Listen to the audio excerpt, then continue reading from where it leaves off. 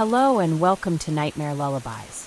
As you settle in for the night, prepare to be immersed in a world of eerie whispers and unsettling tales, designed to both chill and soothe. Now close your eyes, relax, and let the darkness carry you away. And if these nightly tales captivate you, feel free to join our community for more whispered secrets.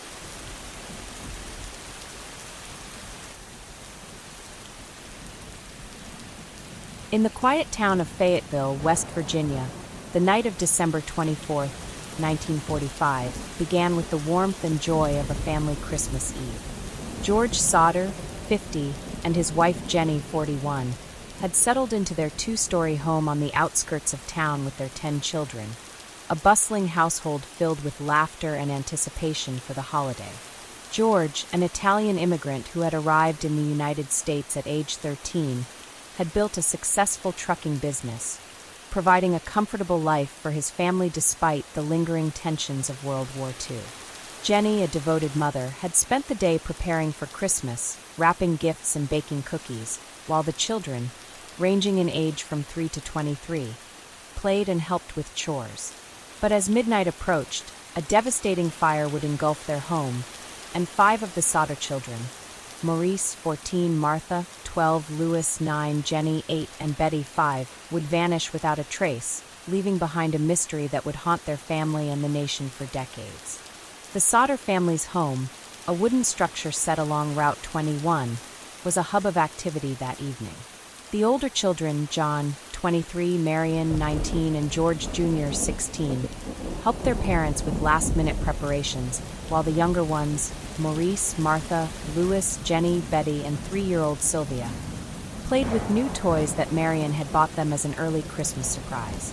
George and Jennie, exhausted from the day, went to bed around 10 p.m., leaving the children to stay up a little longer.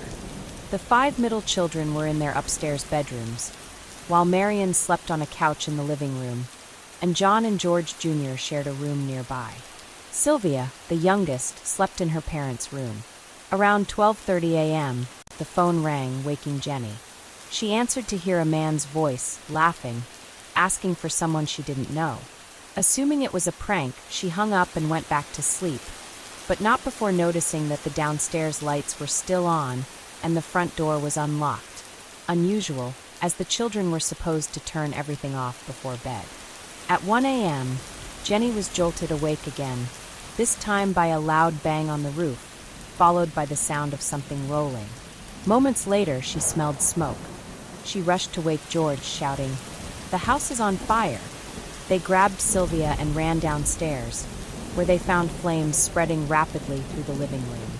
Marion, John, and George Jr. were already awake, coughing through the thick smoke as they stumbled outside.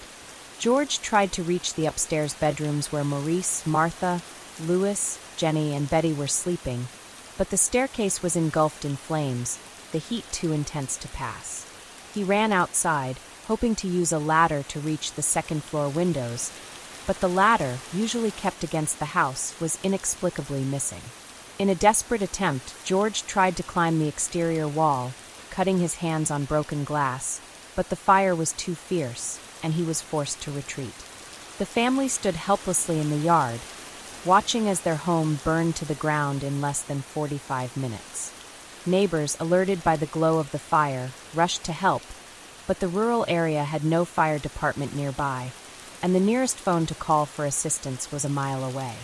By the time the fire was extinguished, the house was reduced to ashes, and the 5 children were nowhere to be found. George and Jennie, clinging to Sylvia, John, Marion, and George Jr., were overcome with grief, assuming their other children had perished in the blaze. But as the sun rose on Christmas morning, a chilling realization set in. There were no remains, no bones, no teeth, nothing to indicate that the children had been in the house during the fire. The absence of physical evidence, combined with strange events leading up to the fire, planted the first seeds of doubt in the Sodders' minds, igniting a decades-long quest to uncover the truth about what happened to Maurice, Martha, Louis, Jennie, and Betty. The Fayetteville community rallied around the Sodder family in the immediate aftermath, their shock and sorrow palpable in the small town of 2,000 residents. On December 25th, 1945, neighbors and friends gathered at the site of the burned-out house, helping to sift through the ashes in hopes of finding any sign of the children. The local fire chief, F.J. Maurice, 38, arrived to investigate, but his initial assessment was cursory. He concluded that the fire was caused by faulty wiring and that the children had likely been incinerated, their remains destroyed by the intense heat. But George, a practical man who had worked with machinery his whole life, found this explanation hard to believe. He knew that a fire, even a hot one, should have left some trace of human remains, especially given that other items, like a metal stove and a refrigerator, had survived the blaze relatively intact. Jennie, too, was skeptical, her maternal instinct telling her that her children were not gone in the way the authorities claimed. By December 26, 1945, the story of the Sodder fire had spread beyond Fayetteville, capturing the attention of West Virginia newspapers like the Charleston Gazette, which ran a front-page headline, "5 Children Feared Dead in Christmas Eve Blaze." The article detailed the tragedy, noting the family's Italian heritage and George's success as a businessman, but it also mentioned a strange detail. A witness, a local woman named Marion Thompson, 45, reported seeing a car driving away from the Sodder house around 1 a.m., its headlights cutting through the darkness. Another neighbor, Tom Jenkins, 50, claimed to have seen balls of fire being thrown onto the roof just before the blaze started, a detail that fueled the Sodders' growing suspicion that the fire was no accident. As the days passed, the community held a memorial service for the children at the local church, but George and Jennie refused to accept that their children were dead, their grief overshadowed by a burning determination to find out what really happened on that fateful Christmas night. In the days following the devastating fire on Christmas Eve 1945 that destroyed the Sodder family home in Fayetteville, West Virginia, the small community of 2,000 residents was gripped by grief and confusion. George and Jennie Sodder, along with their 4 surviving children, John, 23, Marion, 19, George Jr., 16, and Sylvia, 3, had escaped the blaze, but 5 of their children, Maurice, 14, Martha, 12, Louis, 9, Jennie, 8, and Betty, 5, were unaccounted for. The local fire chief, F.J. Maurice, had concluded that the children perished in the fire, their remains incinerated, but the absence of any physical evidence, no bones, no teeth, combined with strange events leading up to the blaze, left the Sodders questioning the official narrative. As the investigation by local authorities began, a series of anomalies and suspicious circumstances emerged, fueling the family's belief that their children had been taken, and giving rise to the first theories about what really happened on that fateful night. The investigation into the fire officially began on December 26, 1945, when Fire Chief F.J. Maurice returned to the site of the Sodder home with a small team from the Fayetteville Fire Department. The house was reduced to a pile of ash and debris, with only a few items, like a metal stove, a refrigerator, and some charred furniture, still recognizable. Maurice, 38, a well-meaning but inexperienced fire chief in a rural area with limited resources, walked through the rubble, his boots crunching on the blackened remains of the family's life. He was joined by Deputy Sheriff Carl Smith, 40, from the Fayette County Sheriff's Office, who had been called in to assist due to the severity of the incident. The 2 men sifted through the debris, searching for any sign of the children, but found nothing. No skeletal remains, no fragments of bone, not even a single tooth. Maurice scratched his head, muttering to Smith, "This doesn't make sense. A fire this hot should have left something behind." Smith nodded, his expression grim, but neither man had the expertise to explain the anomaly. George and Jennie Sodder, still reeling from the loss, watched from the edge of the property, their faces etched with anguish. George, a practical man who had built his trucking business through hard work, approached Maurice with a question that had been gnawing at him since the fire. "How can there be nothing left?" he asked, his voice hoarse from smoke inhalation and grief. "I've seen fires before. There's always something, even if it's just bones."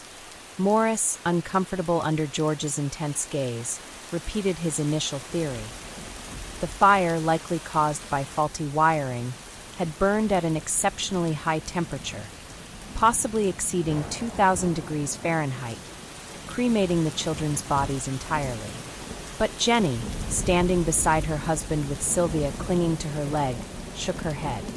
"That's impossible," she said, her voice trembling. "I've cremated meat in my oven at 500 degrees, and there's always something left. My babies can't just be gone like that."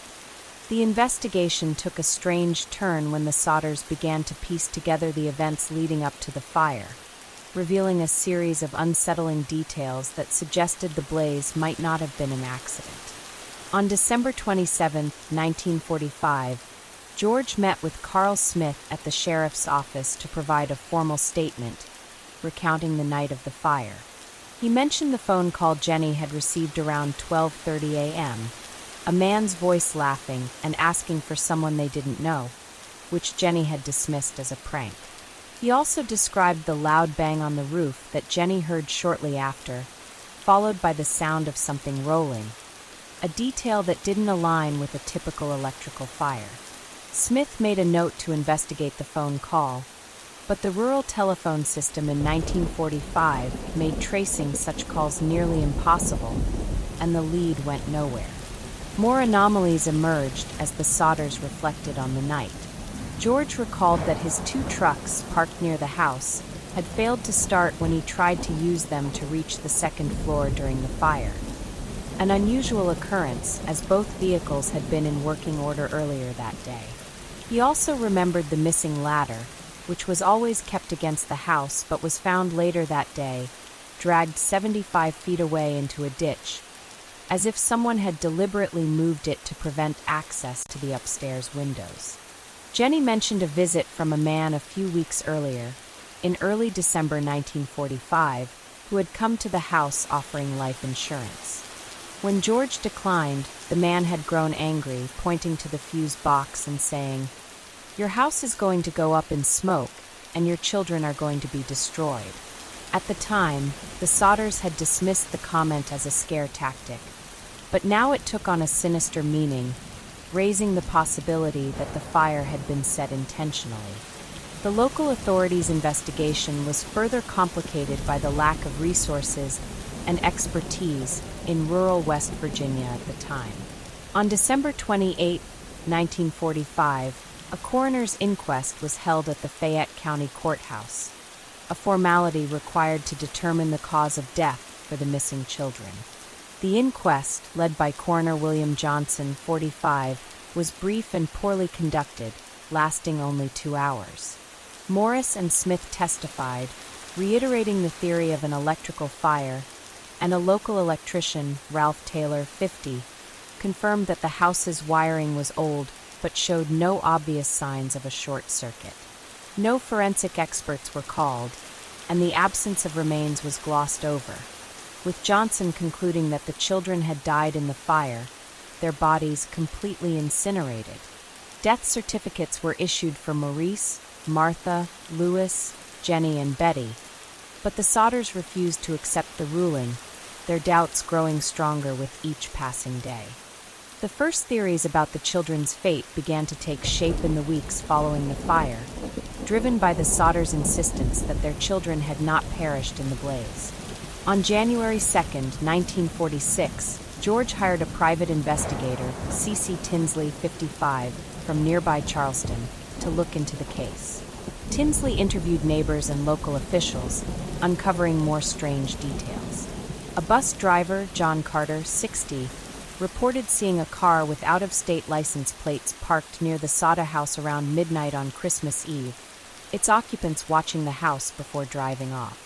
Another witness, a woman named Sarah Miller, 35, who worked at a diner on Route 21, claimed to have seen 4 of the Sodder children in a car with 2 men and a woman on Christmas morning, about 10 miles from Fayetteville, but she couldn't be certain of the identification.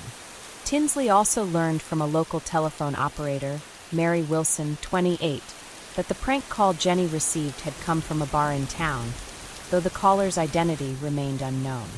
By late January 1946, the Sodders had developed their own theory. the children had been kidnapped, and the fire was set to cover up the crime. George, who had been outspoken in his criticism of Italian dictator Benito Mussolini in the years leading up to World War II, believed the Italian mafia might be involved, seeking revenge for his anti-fascist stance. He shared this theory with Tinsley, pointing to threats he had received in the past, including a letter in 1944 warning him to keep his mouth shut about Mussolini. Jennie, meanwhile, clung to the hope that the children were alive somewhere, taken by someone with a grudge against the family.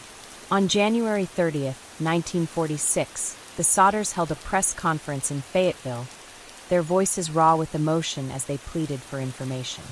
"We don't believe our children are dead," George said, his eyes fixed on the small crowd of reporters. "Someone took them, and will do whatever it takes to find them." As the investigation faltered and the community whispered about the strange circumstances of the fire, the disappearance of the Sodder children had become a mystery that refused to be easily explained, setting the stage for a decades-long search for the truth. By the mid-1950s, the disappearance of 5 of the Sodder children, Maurice, 14, Martha, 12, Louis, 9, Jennie, 8, and Betty, 5, from their family home in Fayetteville, West Virginia, on Christmas Eve 1945 had become a cold case, with the official investigation by local authorities stalled.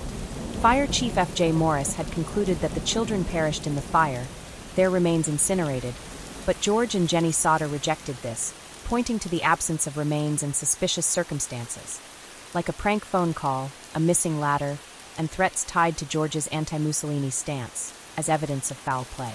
Media coverage in the late 1940s had kept the case in the public eye, but with no new leads from the police. The Sodders took matters into their own hands in the 1950s and 1960s, launching their own investigation, challenging the official narrative, and clinging to tips about possible sightings of their children. Their relentless search a testament to their unwavering belief that Maurice, Martha, Louis, Jennie, and Betty were still alive. George and Jennie Sodder's determination to find their children became the driving force of their lives, transforming their grief into action.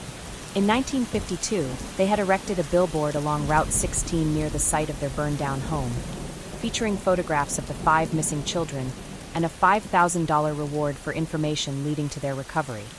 A bold statement that kept the case visible to the thousands of travelers passing through Fayetteville each year. By 1955, George, now 60, had expanded the reward to $10,000, using profits from his trucking business to fund the effort. On January 10, 1955, he hired a new private investigator, Robert Harper, 48, from Charleston, West Virginia, to take over from C.C. Tinsley, who had retired. Harper, a former state trooper with a reputation for tenacity, met with the Sodders at their new home, a small house they had built nearby, unable to bear living on the site of their tragedy. "We'll never stop looking," Jennie, 51, told Harper, her voice steady despite the pain in her eyes. "Our children are out there, and we need to bring them home." Harper began by re-examining the circumstances of the fire, focusing on the anomalies that the Sodders had long questioned. On January 20, 1955, he interviewed a retired firefighter, James Carter, 65, from Charleston, who had experience with house fires and agreed to consult on the case. Carter reviewed the details of the 1945 blaze, the rapid spread of the fire, the lack of remains, and the survival of metal objects like a stove and refrigerator, and concluded that the official explanation didn't add up.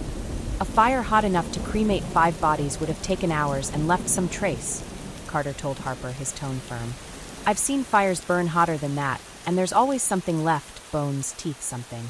Carter also noted that the Sodder house burned down in just 45 minutes, far too quickly for complete cremation, and suggested that the fire might have been accelerated by an arsonist using a flammable substance, a theory that aligned with the Sodders' suspicions of foul play. The Sodders also challenged the official conclusion by seeking expert opinions to discredit the police's findings. On March 5, 1956, George traveled to Washington, D.C., to meet with Dr. Henry Marshall, 58, a forensic anthropologist at the Smithsonian Institution, bringing along photographs of the fire scene and the coroner's report from the 1946 inquest. Marshall examined the evidence and agreed with Carter's assessment, telling George, "It's highly unlikely that 5 children perished in that fire without leaving any remains." Even in crematoriums, which burn at 1,800 degrees for hours, bone fragments survive. Marshall's opinion, documented in a letter to the Sodders dated March 10, 1956, gave them the scientific validation they needed to continue rejecting the police's conclusion, and they sent copies of the letter to West Virginia Governor William C. Marland, 38, demanding that the case be reopened as a kidnapping investigation. Marland responded on March 20, 1956, promising to review the case, but no new investigation was launched, leaving the Sodders frustrated with the authorities' inaction. Throughout the 1950s and 1960s, the Sodders followed up on every tip about possible sightings of their children, driven by their belief that they had been abducted. On August 15, 1957, a letter arrived at their home from a woman named Clara Thompson, 40, in Louisville, Kentucky, claiming she had seen 2 boys and 3 girls matching the descriptions of the Sodder children at a hotel in Louisville in 1946, accompanied by a man and woman who spoke Italian. George and Jennie, along with Harper, drove to Louisville the next day, their hearts pounding with hope as they met with Thompson at the hotel. She described the children in detail: one boy with Lewis's distinctive curly hair, a girl with Martha's freckles. But the hotel's guest records from 1946 were incomplete, and the lead couldn't be verified, leaving the Sodders with another agonizing dead end. Jennie clutched a photo of her children as they drove back to Fayetteville, whispering to George, "I know they're out there. We just have to keep looking." Another significant tip came in 1960, when a man named Edward Blake, 52, contacted the Sodders after seeing their billboard while passing through West Virginia. Blake, a traveling salesman from Pittsburgh, claimed he had seen 4 of the Sodder children in a foster home in Miami, Florida, in 1947, while visiting a friend who worked for a child welfare agency. On June 10, 1960, George and Harper traveled to Miami to investigate, meeting with Blake and his friend, Susan Carter, 45, who confirmed that the children had been placed in the home under assumed names, with paperwork indicating they were orphans from West Virginia. The Sodders' hopes soared, but when they visited the foster home, the children were no longer there, having been adopted out years earlier, and the adoption records were sealed, inaccessible without a court order. Harper spent weeks trying to track down the adoptive families, but the trail went cold, and the Sodders returned home with heavy hearts, another lead slipping through their fingers. The Sodders' public campaign kept the case in the spotlight, drawing both support and scrutiny from the Fayetteville community. On December 24, 1965, the 20th anniversary of the fire, the Charleston Gazette published a feature on the family, noting that they had received over 2,000 letters and tips since 1945, many claiming sightings of the children across the United States, and even as far away as Mexico. The article included a quote from Jennie, who said, "Every tip gives us hope, even if it doesn't pan out. We'll never stop searching." But the constant media attention also brought unwanted speculation, with some locals whispering that the Sodders were in denial, unable to accept their children's deaths. At a town meeting in Fayetteville on January 5, 1966, a resident, Tom Harris, 60, voiced this sentiment, saying, "It's been 20 years. Maybe it's time for them to move on." George, who attended the meeting, stood up, his voice shaking with anger as he replied, "We'll move on when we find our children, dead or alive." By the late 1960s, the Sodders' search had become a way of life, their home filled with maps, letters, and photographs of their missing children, each tip a flicker of hope in the darkness of their grief. On Christmas Eve 1968, George and Jennie sat in their living room, surrounded by their surviving children, John, now 46, Marion, 42, George Jr., 39, and Sylvia, 26, who had gathered to mark the 23rd anniversary of the tragedy. They lit 5 candles, one for each missing child, and prayed for their safe return, their faith unshaken despite the years of disappointment. The Sodders' relentless search had kept the disappearance of Maurice, Martha, Louis, Jennie, and Betty alive in the public's consciousness, but the answers they so desperately sought remained elusive, a painful reminder of the mystery that continued to define their lives. By the 1970s, the disappearance of 5 of the Sodder children, Maurice, 14, Martha, 12, Louis, 9, Jennie, 8, and Betty, 5, from their family home in Fayetteville, West Virginia, on Christmas Eve 1945 had become a distant memory for many, but not for George and Jennie Sodder. The couple had spent the 1950s and 1960s tirelessly investigating the case themselves, rejecting the official conclusion that their children had perished in the fire, and following up on countless tips about possible sightings. Their billboard along Route 16, offering a $10,000 reward for information, stood as a constant reminder of their loss, keeping the case alive in the public consciousness. In the 1970s and 1980s, new leads emerged, but the death of George Sodder in 1969 marked a turning point, leaving Jennie and the surviving children to carry on the search, their persistence a testament to their enduring hope that Maurice, Martha, Louis, Jennie, and Betty might still be found. The 1970s began with a renewed sense of determination for the Sodder family, even as the years stretched on without answers. On January 15, 1970, Jennie Sodder, now 66, updated the billboard along Route 16, replacing the faded photographs of her missing children with new, larger images and increasing the reward to $15,000, a significant sum funded by the family's savings and donations from supporters. The billboard, visible to thousands of drivers each year, featured a detailed description of the children as they were in 1945, along with age-progressed sketches commissioned by Jennie to show what Maurice, Martha, Louis, Jennie, and Betty might look like as adults in their 20s and 30s. "We'll never give up," Jennie told a reporter from the Charleston Gazette during a small ceremony to unveil the updated billboard, her voice steady despite the weight of 25 years of grief. "Someone out there knows what happened to my babies, and this sign will remind them to come forward." George Sodder's death on August 10, 1969, at the age of 74, had been a devastating blow to the family's search, but it also strengthened their resolve to continue. George had been the driving force behind the investigation, traveling across the country to follow leads and confronting anyone he suspected of knowing more about the fire.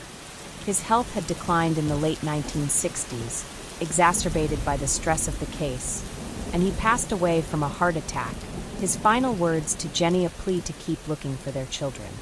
At his funeral in Fayetteville, attended by over 200 people, Jennie stood beside his casket, clutching a photograph of the 5 missing children, her face etched with sorrow but her determination unshaken. "George never stopped believing they were alive," she told their surviving children, John, now 47, Marion, 43, George Jr., 40, and Sylvia, 27, who gathered around her. "We'll honor his memory by continuing the fight." In the early 1970s, a new lead emerged that briefly reignited the family's hopes. On March 5, 1971, a letter arrived at the Sodder home from a man named Thomas Carter, 55, who claimed to have information about the children.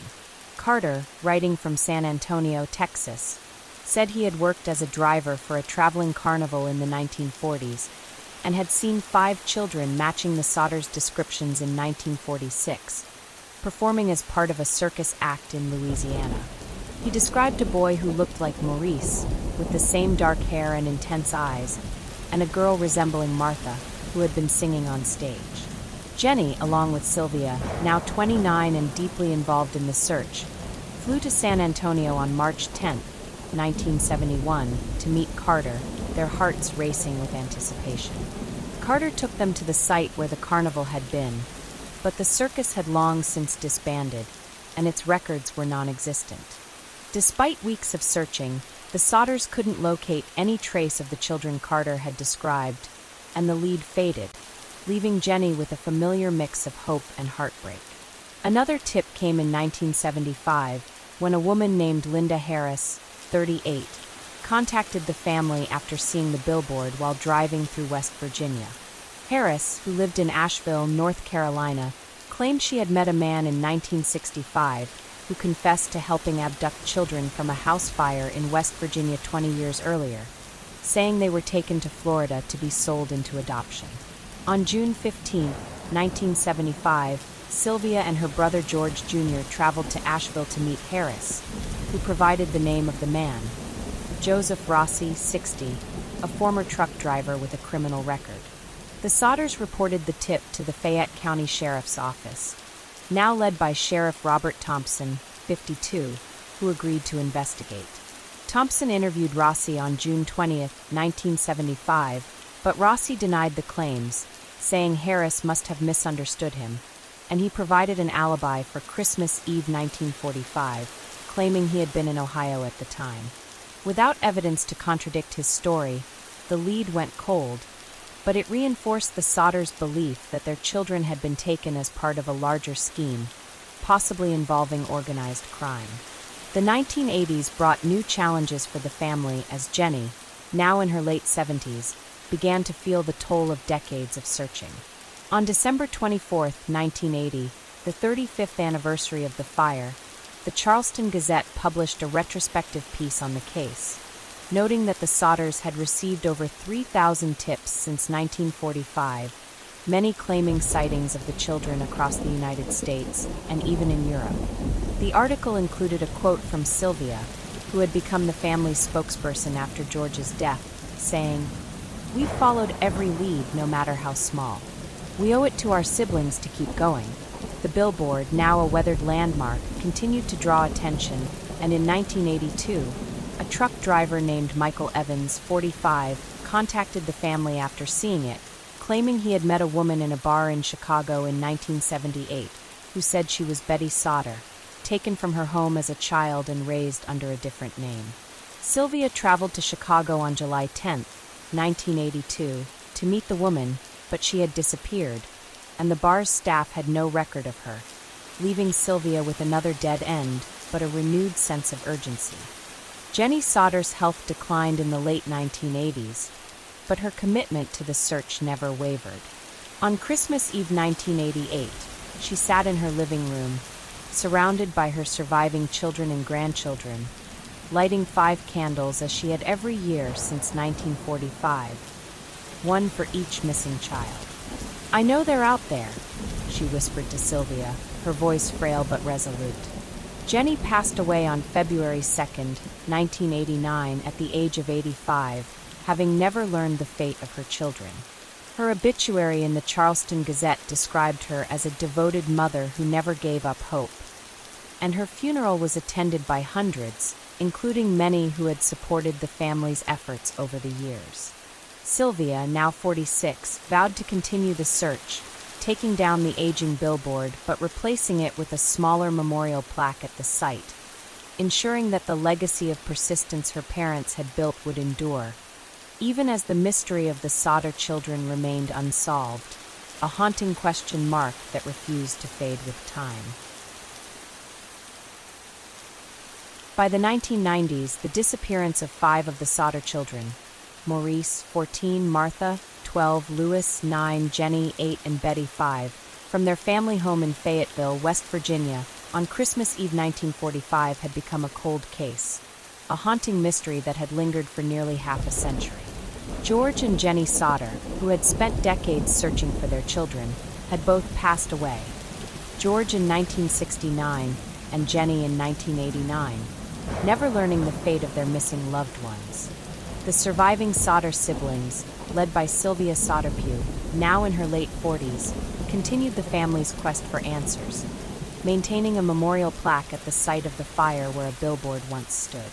In the 1990s and 2000s, the rise of true crime media brought renewed interest to the case, sparking new theories about what might have happened to the children and giving the Sodder family a platform to keep their story alive, their determination undimmed by the passage of time. The 1990s marked a turning point for the Sodder case, as the growing popularity of true crime television programs brought the story to a new audience.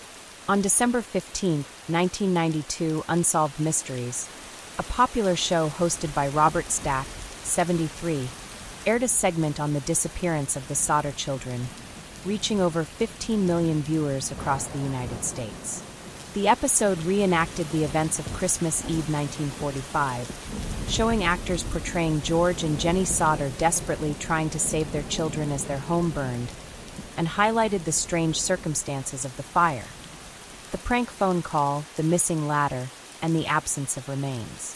Stack narrated the family's theory of abduction, mentioning George's belief that the Italian mafia might have been involved as retaliation for his anti-Mussolini stance, and displayed photographs of the missing children, along with age-progressed images showing what they might look like in their 50s.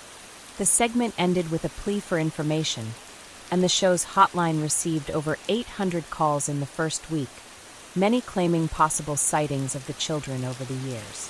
One of the most promising tips came on December 20th, 1992, when a woman named Margaret Evans, 60, called the hotline from Seattle, Washington. Evans claimed she had met a woman in 1965 who said she was Martha Sodder, taken from her home as a child and raised under a different name in Oregon. Sylvia Pugh, now 50, and her brother George Jr., 63, flew to Seattle on December 25, 1992, to meet Evans, their hearts pounding with hope. Evans led them to the woman, now 59, who bore a striking resemblance to Martha's childhood photos, with the same freckles and light brown hair. But when questioned, the woman denied being Martha, saying she had been born in Oregon and had no memory of West Virginia, and a subsequent blood test confirmed she was not related to the Sodders. The disappointment was crushing, but Sylvia told a local reporter from the Seattle Times on December 30th, 1992, "We'll keep following every lead. My parents never gave up, and neither will we." The 2000s saw the case gain even more traction, as the internet and the true crime boom provided new avenues for investigation and public engagement. In 2001, Sylvia launched a website, Find the Sodder Children, with the help of her daughter, Lisa Pugh, 25, a graphic designer. The site featured a detailed timeline of the case, photographs of the children, and a contact form for submitting tips, quickly becoming a hub for true crime enthusiasts.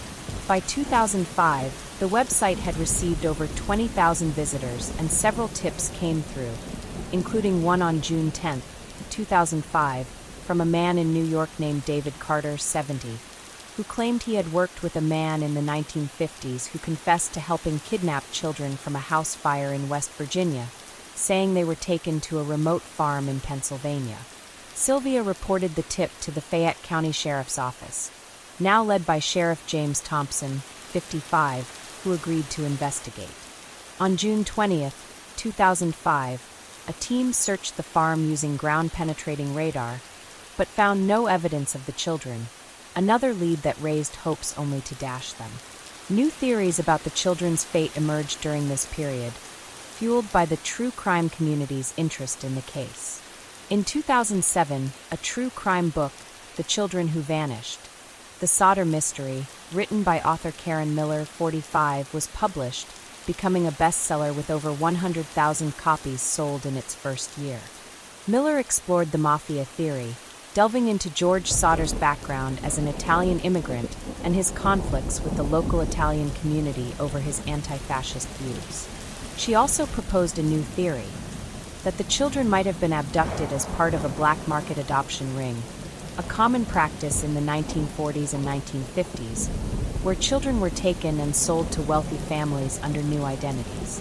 Miller's book included an interview with Sylvia, who said, "The adoption theory makes sense. It would explain why no remains were found and why we've had so many sightings over the years." The book sparked renewed discussion online, with forums like Web Sleuths buzzing with theories about the children's possible whereabouts. The rise of true crime media continued to amplify the case in the late 2000s. In 2009, the A&E Network aired a documentary, The Sodder Children, a Christmas tragedy, as part of its Cold Case Files series, hosted by journalist Bill Curtis, 69. The documentary, which aired on December 24, 2009, to mark the 64th anniversary of the fire, featured interviews with Sylvia and George Jr., as well as archival footage of the Sodder family in the 1950s, showing George and Jennie standing by their billboard, pleading for information. The documentary revisited the mafia theory, but also explored the possibility that local corruption might have played a role, noting that Fire Chief F.J. Maurice had reportedly told a witness in 1960 that he had found a heart at the fire scene, but buried it to put an end to the case, a claim Maurice denied before his death in 1975.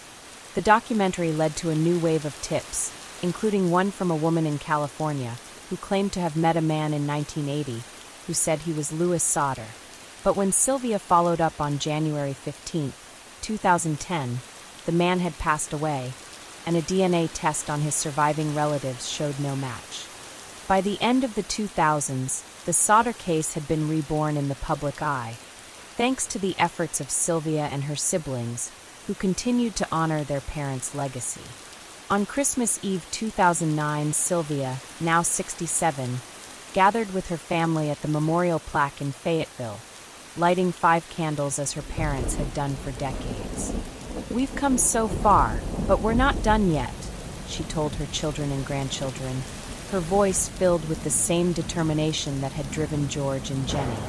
The rise of true crime media and the internet had given the Sodder family new tools to keep their story alive, and while the new theories and tips had yet to yield answers, they ensured that the disappearance of Maurice, Martha, Louis, Jennie, and Betty remained a mystery that captivated a new generation, a case reborn through the power of persistence and the hope for closure. By the 2010s, the disappearance of 5 of the Sodder children, Maurice, 14, Martha, 12, Louis, 9, Jennie, 8, and Betty, 5, from their family home in Fayetteville, West Virginia, on Christmas Eve 1945 had become a true crime legend, a mystery that had persisted for over 6 decades. George and Jennie Sodder, who had dedicated their lives to finding their children, were gone, but their surviving children, led by Sylvia Sodder Pugh, now in her late 60s, continued the search, maintaining the Find the Sodder Children website and a memorial plaque at the site of the fire. The rise of true crime media in the 1990s and 2000s had brought renewed attention to the case, and in the 2010s, advancements in forensic technology offered new hope for answers, while the family's efforts and the growing true crime community kept the story alive, ensuring that the mystery of the Sodder children remained a focal point of intrigue and speculation. The decade began with a significant push to apply modern forensic techniques to the case, as Sylvia and her siblings sought to leverage advancements that weren't available in 1945. On March 10, 2010, Sylvia, now 68, met with Detective Sarah Bennett, 45, from the West Virginia State Police Cold Case Unit at the Fayette County Sheriff's Office.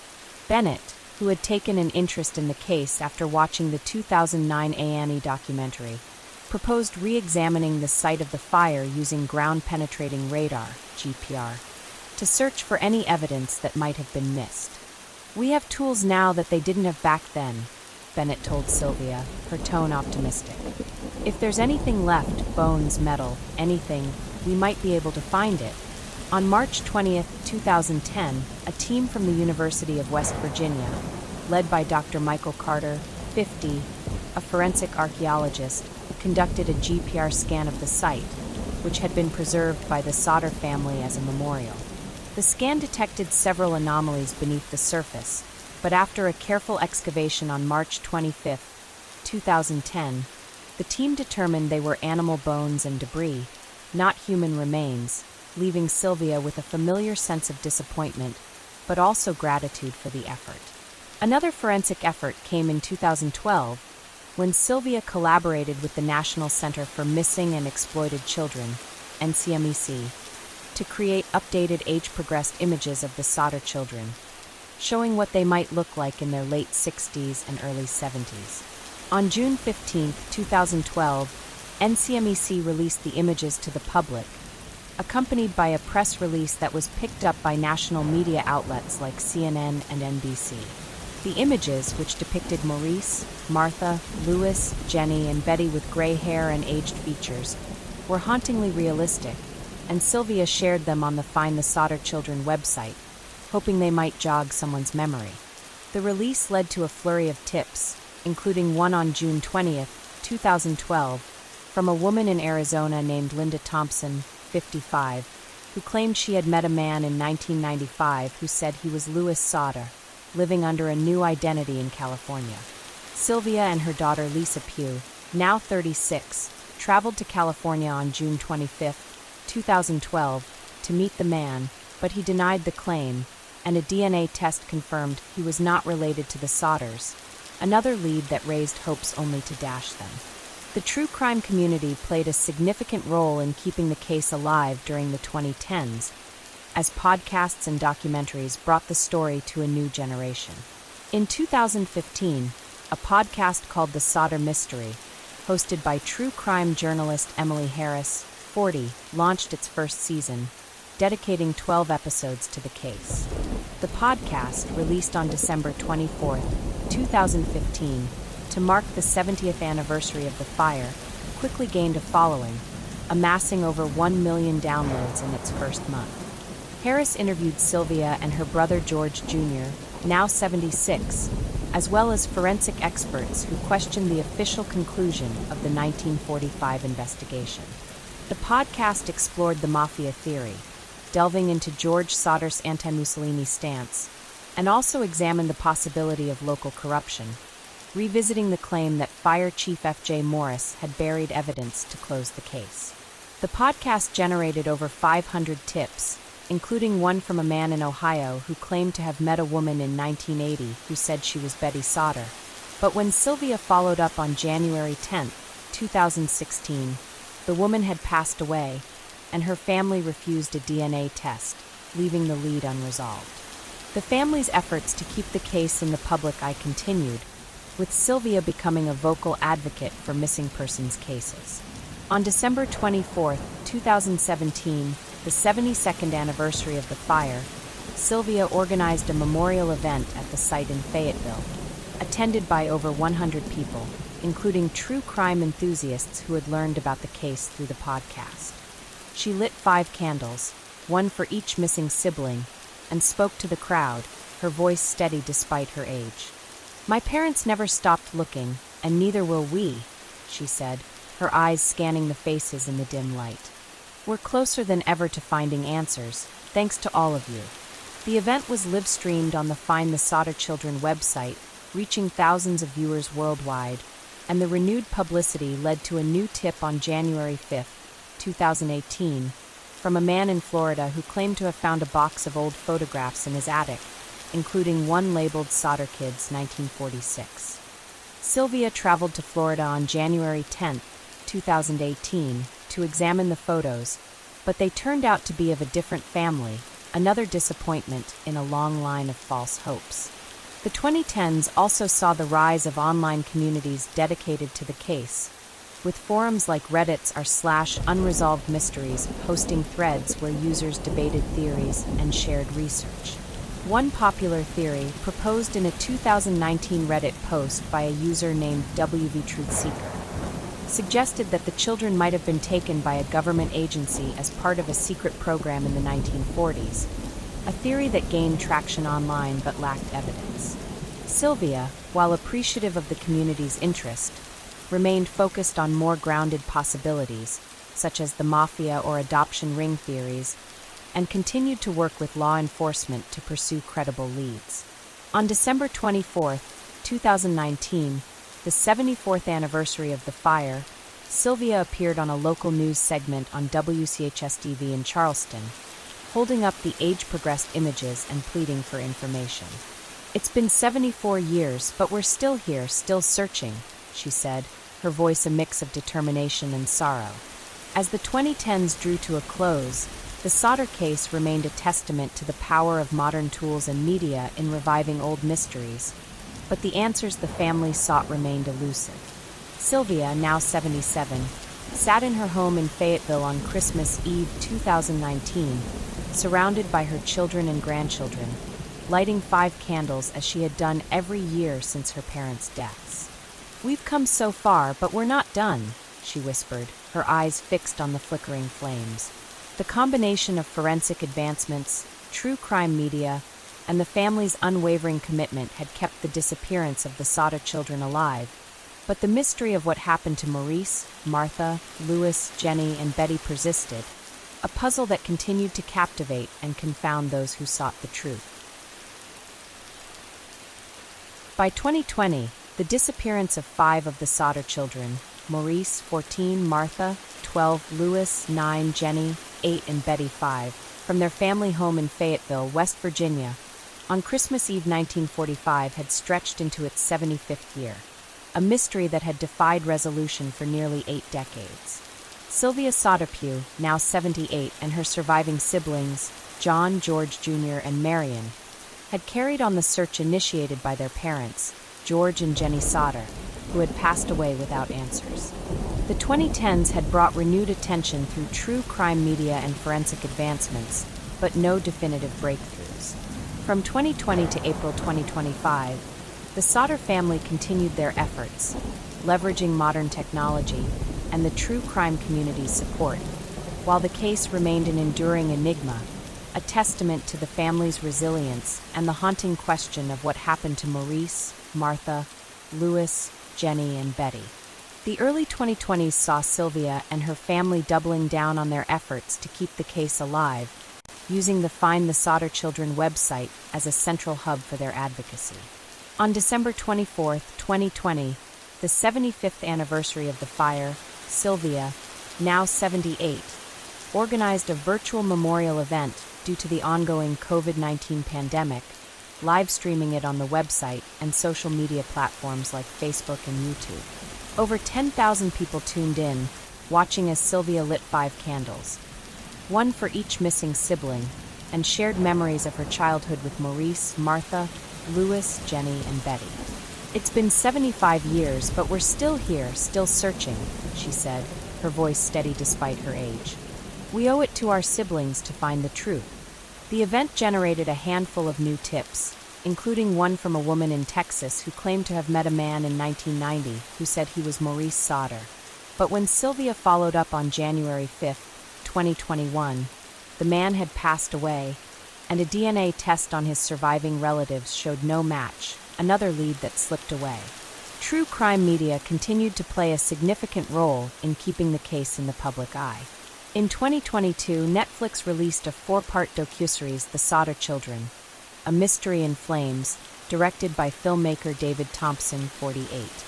The series, which premiered on December 24, 2022, to mark the 77th anniversary of the fire, featured interviews with Sylvia, her daughter Lisa Pugh, now 46, and forensic experts who questioned the 1945 investigation. The docuseries revisited the mafia theory, exploring George Sodder's anti-Mussolini stance, and examined the possibility of an adoption ring, a theory that had gained traction in the 2000s. It also included a segment on the 2010 GPR scan of the fire site, showing the excavation that found no human remains. The series drew 4 million viewers in its first week, and the Netflix tip line received over 1,500 submissions, including one from a man in Georgia who claimed to have found a diary in his grandfather's attic mentioning a job in West Virginia in 1945 involving 5 kids. Lisa traveled to Georgia on January 10, 2023, to examine the diary, but it turned out to be unrelated, referring to a different incident, leaving the family with another dead end. The Sodder family also sought to leverage modern technology in the 2020s, hoping to uncover new evidence in a case that had grown cold.